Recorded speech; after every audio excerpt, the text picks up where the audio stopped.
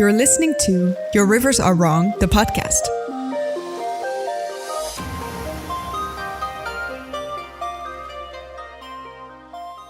Good morning, or afternoon, or evening, whenever you may be. Welcome back to the Your Rivers Are Wrong podcast. I'm one of your hosts. My name is Dante. And I'm the other host. My name is Meredith. And we're here, as we are every week, to talk about the wonderful whimsies of world building, the arts and aesthetics of setting up a setting, and telling stories born from it.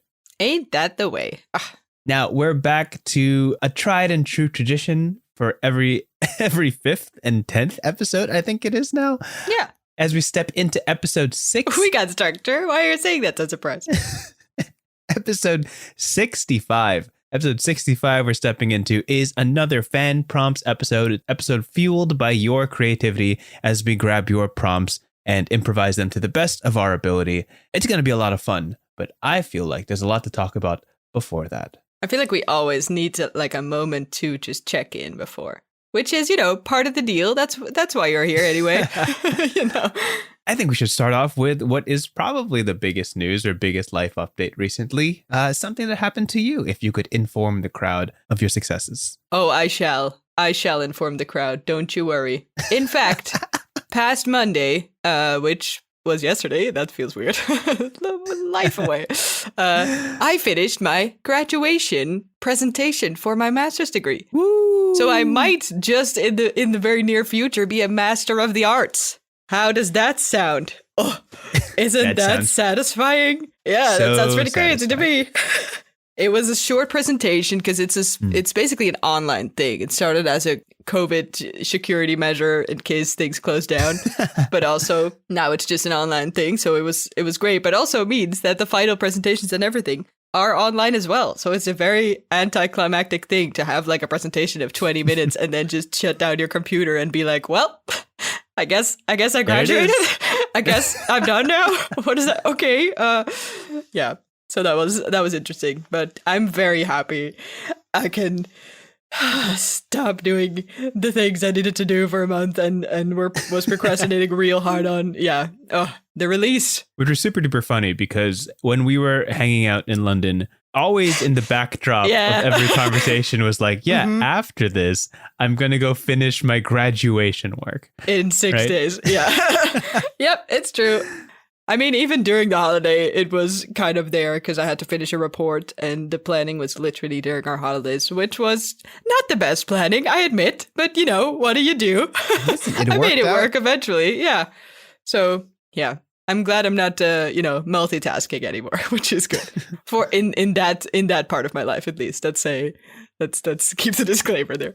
Yeah. Yeah, that is so fun. Yeah, but it was very nice. And my mom came over and we celebrated with a bunch of pie. It was great. I hope there's more celebrations to come. I hope there's more to do. Probably, than the pie. I feel like there's rewarding the completion of all of your student work. Oh my gosh, that's crazy. Yeah, that's pretty wild, huh? Mm-hmm, mm-hmm. Yeah, I'll probably start realizing that in a minute, but not today. How about you? How are you doing? Well, I feel like I'm just, like I said last episode, I'm still like piecing my life back together post vacation. That's okay. This episode is preceded by me scrambling to find my camera stand. Yes. So right now, the webcam I'm using that we usually use to record these podcasts with each other is standing on top of 2 aluminum cans. Yeah. And it's slightly tilted as a permanent Dutch angle. Fail proof. Revealing in the webcam the cacophonous mess that is my room. Beautiful. Besides that, I'm also like nursing a cough. So it feels like I'm just kind of still picking myself back together. Yeah. I understand that feeling. Yeah. Long. But yeah, it's still a wonderful time. I got to stream again last night, covered a new game on my YouTube channel, and it was a wonderful time. I did have to cut it short because I was getting very sleepy, as rest is not something that has found me quite yet. But Fair. There's certainly a lot to celebrate today, and we're going to do that by doing what is basically our favorite part of the podcast, improvising random things and going off the rails with whatever we want. So earlier this week, I asked my YouTube audience as well as Twitter audience and Gmail to send us one-sentence prompts based in world building and storytelling. We would choose prompts for each other to improvise. So we don't know what kind of worlds we're spinning up at this very moment. But by the end of this podcast, we're bound to have probably something pretty interesting. Yeah. So we just don't know, do we? No, we don't. I mean, that's a good part of it. Yeah, I think that's the most fun. All right. You ready to get into this? Oh, I'm very ready. Okay. Well, I'm going to pick the first prompt for you. Drum roll. I would drum roll if that didn't mess up the mic quality. But if we didn't have noise canceling going on, in your mind, there would be so many drum rolls. Yeah, all the drum rolls. All the drum. There's actually 5 drum rolls happening right now. Yes. That is entirely muted by our high quality mics. Yeah. Yes. Okay. Let's start with something in our wheelhouse. I did notice, and we did bring this up right before the podcast, and I did notice a trend of the prompts that have been submitted to us. 3 of them are related to the sky, which means 1, people are listening to the podcast and they know what we like. Yeah. And 2, I'm overjoyed to pick at least one of them for this episode. So the first one is this. It comes from Jason7120. Okay. Thank you, Jason. The sky is your only limit and your greatest enemy. Ooh, okay. The sky is your only limit, but your greatest enemy. And your greatest enemy. Yes. So it's the one thing that is holding you back from something, right? It's the one thing in our way. Mm-hmm. Quite literally, probably, because that's the most fun. So usually, I'm just sort of emptying my thoughts here, yeah? Mm-hmm. Usually, we don't think of the sky as something substantial, right? Literally, like a material thing made of molecules and stuff. Because we can just sort of weave through it. It's not visible. It's not tangible.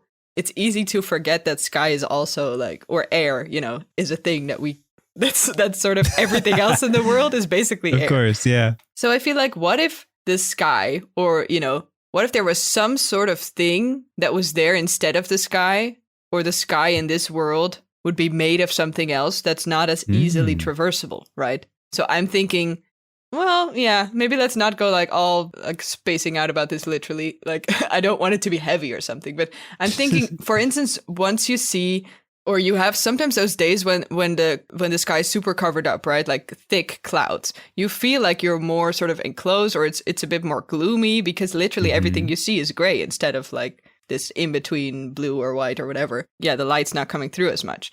So if there was just a sort of, I could go like 2 ways with this. Either the sky is super heavy, or like the sky is poison, so we should always stay indoors, or something weird like that. Uh-huh. Or it's just like one giant rich overlord decides that he's going to like wrap the entire world so that he can literally be the owner of it, like a present. He's going to sort of have every piece of sky covered with, I don't know, metal or some sort of structure, so that no one is allowed to see it unless you're in its favor, right? Interesting. I mean, they could sort of be the same prompt, right? Like, what if this guy was just sort of the main manufacturer of the most deadly, terrifying, like invisible, translucent poison in the world? And only he knows the antidote, or knows what you need to put in your walls of your house to make it not go inside. I don't know. Okay. That sounds pretty wild. Well, Yeah, give me something here. What are you feeling? I think we're establishing here. I think the general gist of what we're establishing here is that there's some sort of evil at work. There's some sort of antagonistic energy. And I'm trying to figure out from you if it's the sky that's inherently evil, or if it's somebody manipulating the sky that's inherently evil. Yeah, because the things that I've said so far are leaning towards the latter. But the prompt is kind of saying the first thing, right? The sky is evil. Like, it's a sort of entity that is trying to limit us for whatever reason. Yeah, well, I mean, do we want the sky to be some sort of sentient force? Because some people are just mad at clouds, in general. Or I hate know, like rain, a bunch of those people. But the rain is indifferent to me, like that's just in general. Yeah. I know when we were in Holland, I was saying, oh, Holland is greeting me with like thunderstorms. Yep. Like the rain truly just left, and it cleared up. Yep.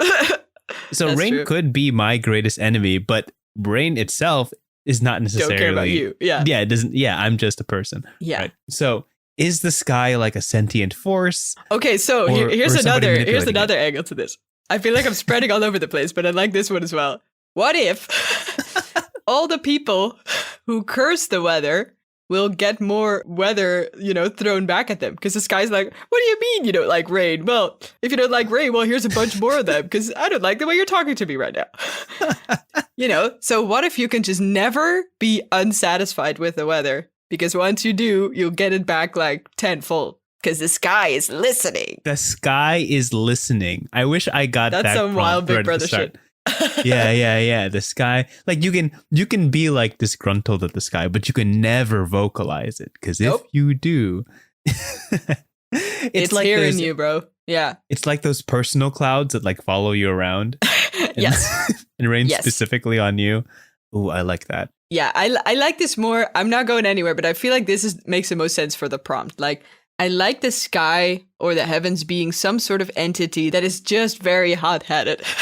Like as soon as you trigger it, you're gonna be sure that your house is gonna be like rained with plagues for like at least like 3 days before it settles down and is angry at someone else, and then it forgets that he was mad at you. And this also reminds me a little bit of an episode in what's it called? Kipo and the Age of Wonder Beasts, a great animation series where one enemy, I feel like we talked about this before, is basically consistent of like a large sort of fungus like a sort of mold that overtakes the ruins of an old building. But the mold is voiced, like the voice actor is a little kid. So it's just very whiny, but also very powerful. And I like that combination. Right. Yeah, I think that's interesting. Yeah, just like the all-powerful, temperamental sort of weather being. Weather baby. Yeah.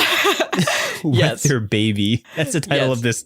That's the title of this story. No, Weather baby. Please don't. No, I dislike it. Yeah, so this is definitely like a culture where people are looking up in fear whenever something leaves their mouth that they didn't account for, right?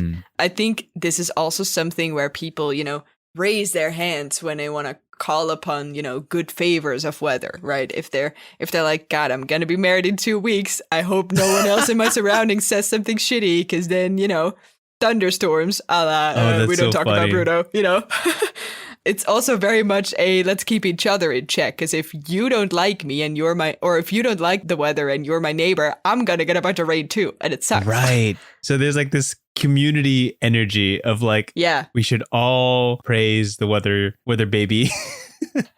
I don't like that I put that in the universe.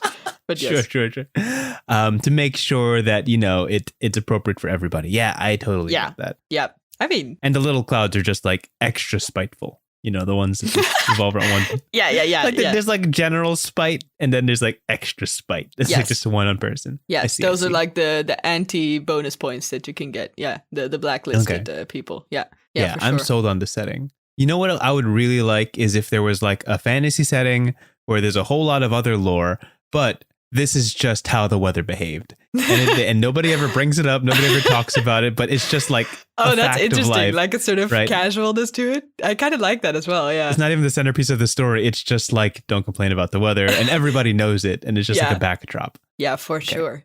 Love that. Ooh. Cool. Yes. Great. Good this went start. Always. Yeah. But okay. I like it that way. I'm kicking it to you. Oh, God. I kind of want like another sky one because I feel like I just think it's so nice when people are like, hey, you love sky stuff, right? Here's a bunch of sky prompts. Isn't that so cute? I love it. But I have to say, there was one that was instantly kind of secretly my favorite of the whole list. So I feel like I have to at least do that one. So let's start with that one. Yeah. This one is by Joshua Walsh, 3255. Thank you so much, Joshua. Thanks, and it goes like this. Everybody is a werewolf. No house is complete without a set of chains for the owners, and full moons are preceded by massive increases in the sales of raw meat and sedatives. And mostly the thing of everyone is a werewolf is just so nice to me when things are like casually super magical and whole societies revolve around it. So there you go. Okay. So everybody is a werewolf. So let's establish what that means real quick. Okay. You know what? I'm not even going to go small scale village. Everyone is a werewolf. I'm going like whole world. World of werewolves? this is just fact of life. Like Same, yes. Everyone is a werewolf, some sort of werewolf. We're gonna deal with full moon nonsense. We're gonna deal with like rabid phases. I think what would be interesting in this world is if everybody's a werewolf, but there's like, because there's so many werewolves, there's got to be like subtypes, variants, wolves that don't quite match. Like there might be like new moon werewolves that when the moon is entirely gone, they transform into this different type of werewolf, and maybe like crescent werewolves or things like that. What? Like, that's cool. Oh, wait, that's cool. Yeah. Where it's like every different phase has like their own subset of people who transform into their own subset of werewolves. And it's, the full moon is the classic large, hairy, clawed, fanged werewolf, right? So there are werewolves that don't transform at the full moon. They just transform at another phase. Yes. Okay. And I'm going to speak into canon because this seems obvious, right? That this seems like it would make the most sense that the full moon werewolves are the most common werewolves. Let's put like 60-70% of the world are full moon werewolves to really drive home this second bullet point of the prompt that says that full moons are preceded by massive increases in sales of raw meat and sedatives. Everybody's kind of adjusted to the idea. Yeah, it's not too equal. That makes sense. And obviously, in this world, the calendar perfectly matches the full moon calendar. Like, sure. In a world that revolves around the moon, it's gotta be. The months match perfectly, right? So full moon weeks, like there's going to be obvious like competitive driving economy. There's going to be like farmers obviously raising their cattle. Very, very important. And that's kind of like the majority. Full moon werewolves are the majority, and they're obviously the most ostensively treated. But of course, we can kind of establish some sort of classist hierarchy as things happen in these worlds, right? I like to think that the new moon werewolves, right? The new moon werewolves are when the moon entirely disappears. They transform into these kind of like tall, gaunt, almost shamanistic type werewolves. Oh, where it's okay. Like Slenderwolf? Sure, yeah, they're Slenderwolf. I like that a little bit less than Weather Baby. I'm going to say on the tier list of things we've invented this episode, Weather Baby is on top. Slenderwolf is beneath it. Yeah, let's keep talking about them. We're building a weird dictionary today. Yeah, and it's kind of like instead of a feral beast type werewolf, it's more of a sage like, almost commander-esque presence. And these are like the elite new moon werewolves, and they're treated in this very specific way. And you join this society that keeps their sanity while the rest of the world goes feral, and they're kind of tasked to keep the world. Oh, okay. So that's why they're high up. Yeah, kind of in grips while the rest of the world goes wild and animalistic. They're kind of like the lock and key gatekeepers to make sure the whole world doesn't burn down during the full moon phase. Yeah. And with that, they're given like social status and presence and all that nonsense, right? But as the generations go by, as centuries upon centuries pass, this world order of new moon werewolves being at the top seems a little bit lopsided. It's like, all right, just because you guys can keep your heads on during the full moon phase doesn't mean you should be in charge of everything. During the full moon phase, they're still just normal people. And, we're like full moon wolves. We'll be really strong. And we could, during the full moon phase, we should theoretically be able to overpower the new moon werewolves. But, a whole lot of social structure, yada, yada, protects them during these times. It's a whole big mess. Mm-hmm. The real peacekeepers, the real bars of balance in this strange society of minority new moon werewolves, majority full moon werewolves, are the crescent moon werewolves. Right now, let's build this out. The crescent moon werewolves are commonly known as the normal folk. They don't transform at all. Oh, they're just not wolves? There's no visual transformation during the crescent moon phase. As we know, there's waxing and waning. So crescent moon phase actually happens twice between the new moon phase and the full moon phase. And during these windows of time, they have this visual acuity, kind of a mental key that unlocks, that allows them to see. And this is where I'm blanking because I need a little help on this.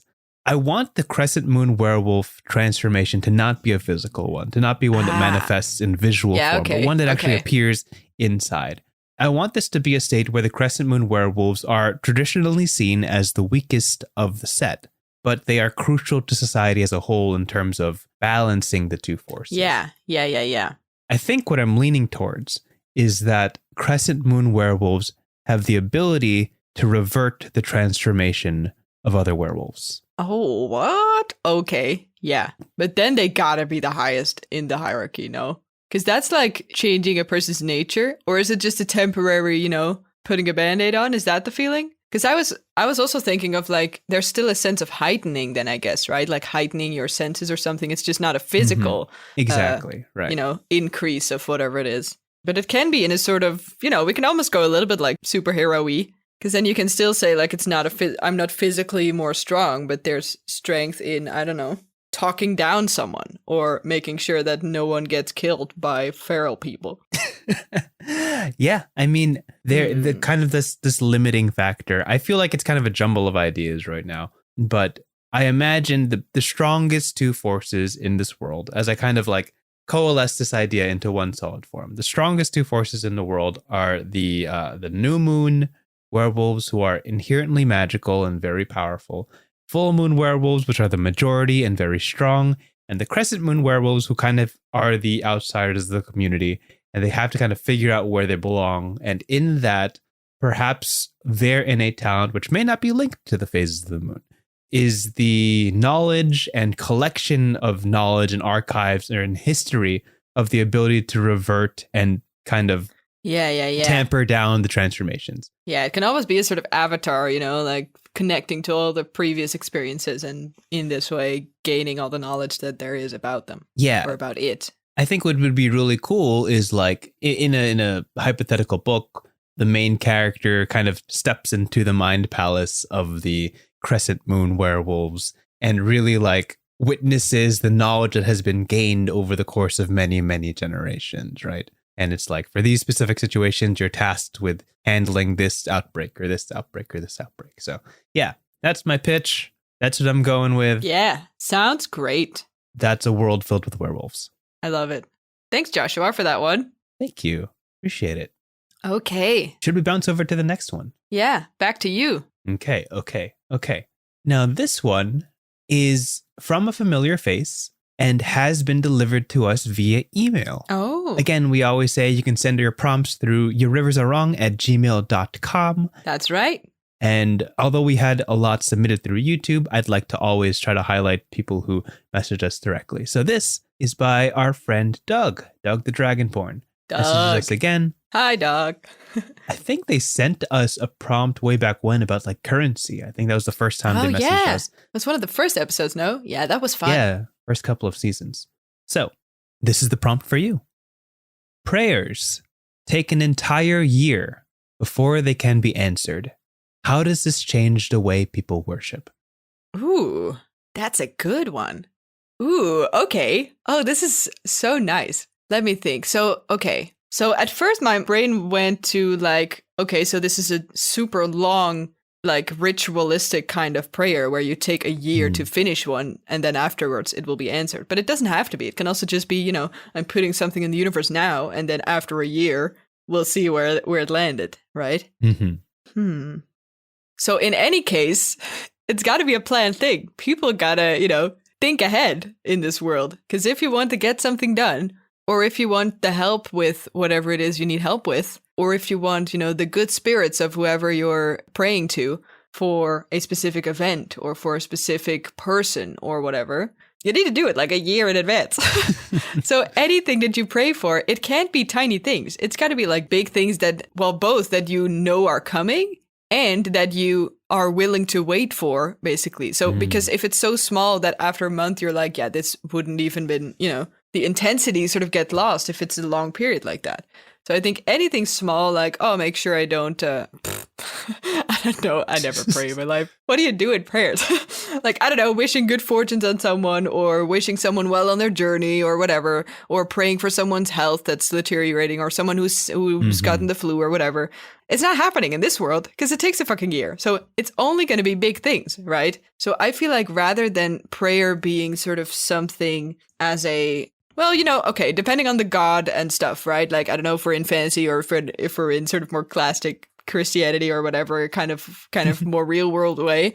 But it's not going to be a daily thing, I think. I think if prayer will only be granted, if at all, after a year, it will probably be more of a sort of ritualistic, big, important life event sort of tradition that you need to pray for. And perhaps it's also saying something of, I'm also curious if a mechanic of, praying with more people than one or something will change this, right? So if it's a stronger prayer, whatever that means, will it be more likely to be granted? Or will it go faster or something? I feel like that could also alter the way this praying tradition sort of works. But I feel like it's a very, very heightened thing now, a very special thing to do a prayer for something or someone or, Yeah, I mean, it could still be a sort of general prayer, like it doesn't have to be as specific, but then it would be like a yearly, the way we celebrate New Year's Eve, wishing well for the coming year. But then it can be a sort of joint forces, or we're all joining together in blessing our, well, I guess not coming year, but the year to come after this one, right? Because then you got to keep it up. It's got to be a sort of constant blessing, I guess. You gotta like cram a year worth of good fortunes in the moments before, in the years before. Yeah. I think this is such an interesting prompt because it begs the question of the qualities of the God you're praying to, right? Like, what do they value? What kind of prayers do they answer?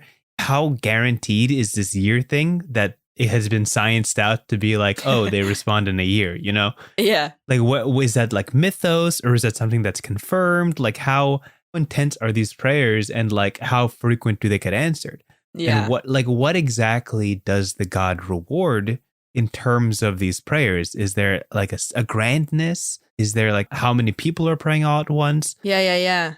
And also, honestly, I'm sorry to interrupt, but I'm also thinking now, maybe it doesn't even have to be something that's happening in a year. Maybe, but this is going to get into some weird, like, bite shit. But what if, so yeah, bear with me here. What if I pray today and say, okay, in a month, my cousin is going to get married. I hope that their marriage will be fortuitous or something, right? I want to pray for their, I guess, good fortune, luck and good fortune or whatever. Yeah, sure. It's going to happen in a month. I will, be in the wedding and know what it's like, and know they probably had a good day or whatever, or they looked happy or something. What if after a year, the God's coming back to me, or I realize what the result of it was, and I realize, oh, it's not granted. There's not been a sign. I don't know. Let's say that is a thing that you can rely on. What does that mean? Now I have to sort of retroactively think on that day and be like, what happened? Or what does that mean that it hasn't been granted? Does that mean someone else prayed? Or does it mean it looked happy, but it wasn't happy at all? It's going to get in some like weird mind games. Like, what if that's a thing? Then it's a sort of weird time travel moment. That's also very weird. Or maybe it could be a little abstract here. The prayer takes like a year to reach the God, right? They don't hear it until there's like a year's worth of travel. There's a bunch of noise on the line, like a little letter, like traveling through the astral space to reach the God, and they're far away. Yeah, it takes a bit. It takes a while. So the good fortune like reaches the couple like 1 year and 1 month later. Shitty marriage after a year, they're fine. Yeah. After like a year and a month, the 13th month, really, it kicks in. Oh, that's why. Yeah.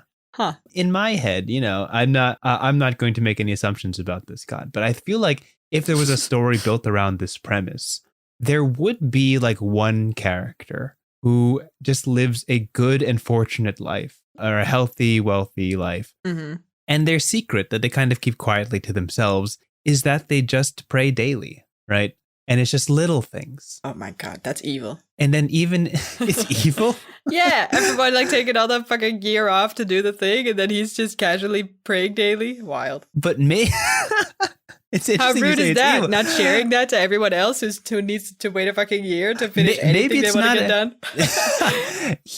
The prayers would be for a blessing in a year's time. And it's just a daily thing. Oh, so it's like, hey, I pray for a good day the Tuesday a year from now. Hey, I pray for a good day the Wednesday a year from now. Like, it's not like these grandiose, massive ritual things that a lot of people are pulling. It could just be this very quiet, like, diligence. Yeah. But yeah, it really depends on like the qualities of like how valued or what is the value of a prayer, what is the connection happening, and all that nonsense. Yeah. There's a lot of things to consider, and I think this is like a nuanced prompt that you could really get into. Yeah, I think there's a lot of this, and I want to share maybe as we wrap up this prompt, one final sort of thing that I saw in my brain from this as we were talking about it. Sure. What if it's just like, if we focus on like one village or something, right? Or one big city. What if this god is basically kind of sort of receiving prayers by letters or by sort of, I'm seeing like a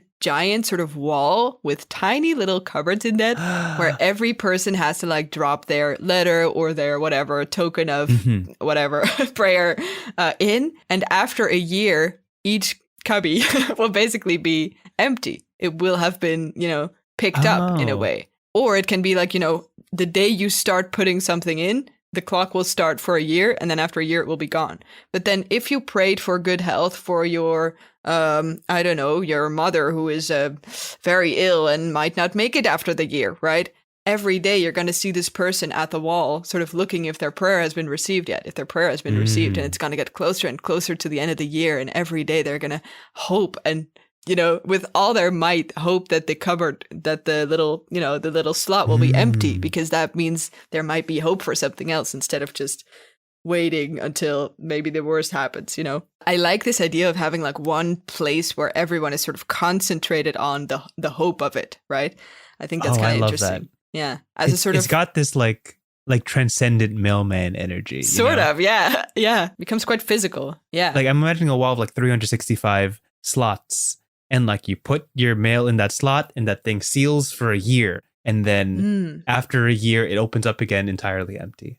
Right. Yeah. And so you want to rush it, but there's only one slot that opens per day. And you got to put it in there and have it bake for like a year. Yeah. I like that visual quite a lot. I think that's a nice way of sort of tying that together a little bit. Yeah. Cool. Good prompt. I love this. Yeah. Thank you, Doug. Thank you for sending that in. Thanks you for listening for like, it's been like a while. Yeah, you're one of the like old school listeners. Yeah, I love it. Thank you so much.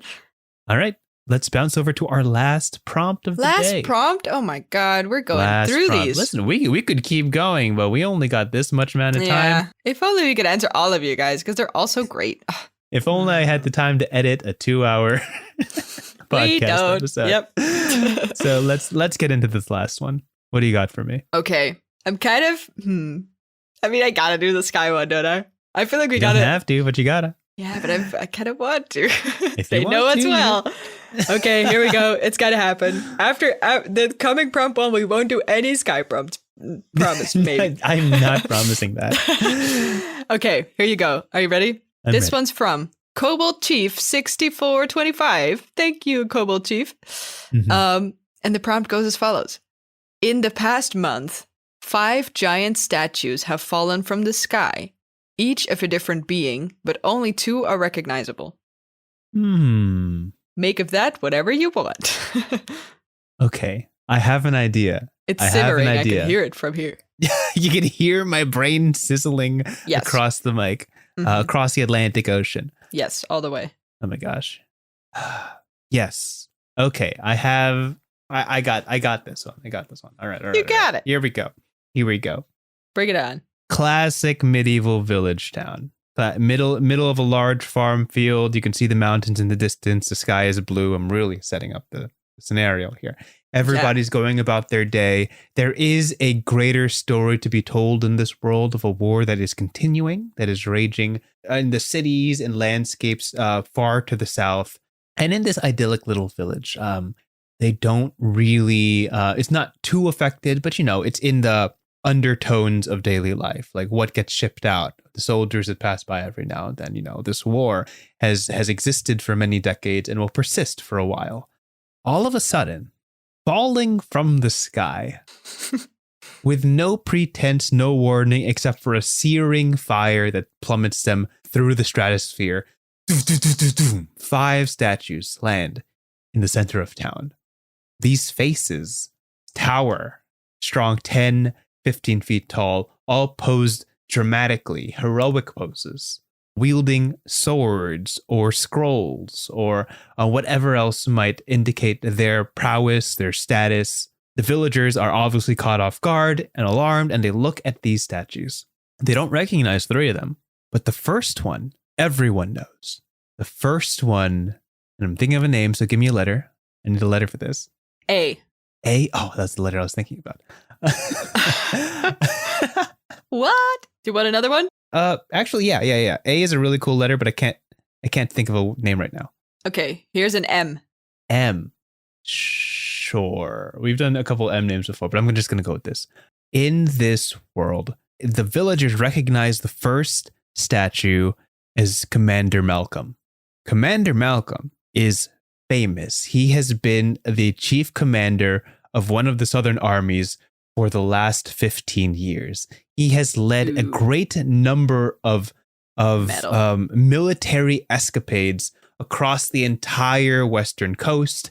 He is famed for building up this incredible presence. He will be in the history books for generations to come for how he has shaped the countries and the cities of this continent. His impact will be remembered for a very, very long time. And the rest of these statues are posed similarly. They have the same regal dress. They have the same commander-like presence. But the second statue, of the face that they recognize, curiously, looks a lot like Albert the farm boy. Oh no. and this statue, it has like a trademark like cut in one of his eyebrows of an injury he sustained from like a cow years ago. He has like kind of the signature features of his mother and father, but the statue is like older, grizzled, more storied. Well, Albert's like a 15-year-old in the fields. And people are like, oh, that looks a lot like Albert. What is this statue doing here?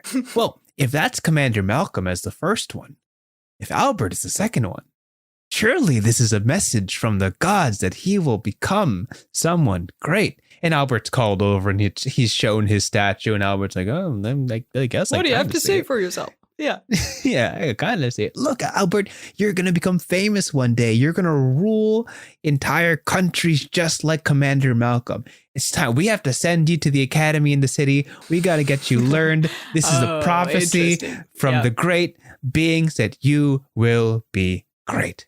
And just like that, Albert is whisked to the greater city, thrust into a position of leadership. He rises up the ranks almost as expected, and suddenly becomes this great national force opposing Commander Malcolm. In years to come, dethroning Commander Malcolm as the greatest power within this continent. Dang, Albert.